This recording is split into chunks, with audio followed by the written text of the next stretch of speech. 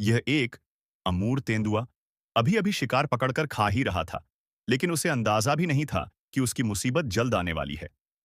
हालांकि अमूर तेंदुआ भी इस इलाके का एक शीर्ष शिकारी है, लेकिन अमूर बाघ यहाँ का असली राजा है। अमूर बाघ दुनिया की सभी बड़ी बिल्ली प्रजातियों में सबसे विशाल होता है। ये दोनों एक ही क्षेत्र में रहते हैं। इस समय एक अमूर बाघ अपनी तेज सूंघने की क्षमता के सहारे पास तक पहुंच चुका है। तेंदुए को भी खतरे की आहट मिल जाती है और वह तुरंत अपना शिकार छोड़ देता है, क्योंकि अमूर बाघ से आमना सामना करना समझदारी नहीं है।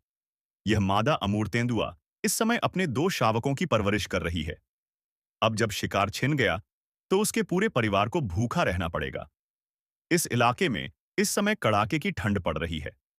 वनस्पति की कमी के कारण शिकार करना और भी मुश्किल हो गया है। कई बार तो वह शिकार के करीब पहुंचने से पहले ही भागने पर मजबूर हो जाती है।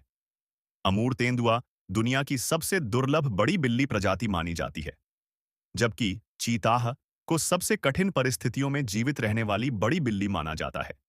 एक चीता माँ पिछले 8 महीनों से अपने 3 शावकों की परवरिश कर रही है। जब शावक 1.5 साल के हो जाएंगे, तब उन्हें माँ को छोड़कर स्वतंत्र जीवन जीना होगा।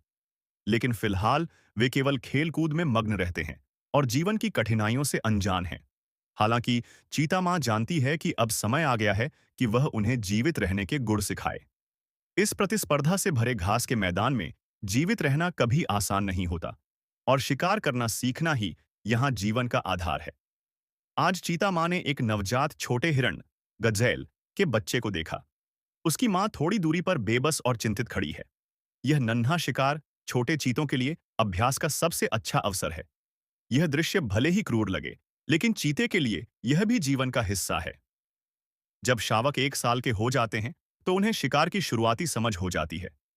जब माँ तेजी से शिकार की ओर दौड़ती है, तो शावक ध्यान से हर गतिविधि को देखते हैं, और जैसे ही उन्हें लगता है कि माँ को मदद की जरूरत है, वे तुरंत आगे बढ़ जाते हैं।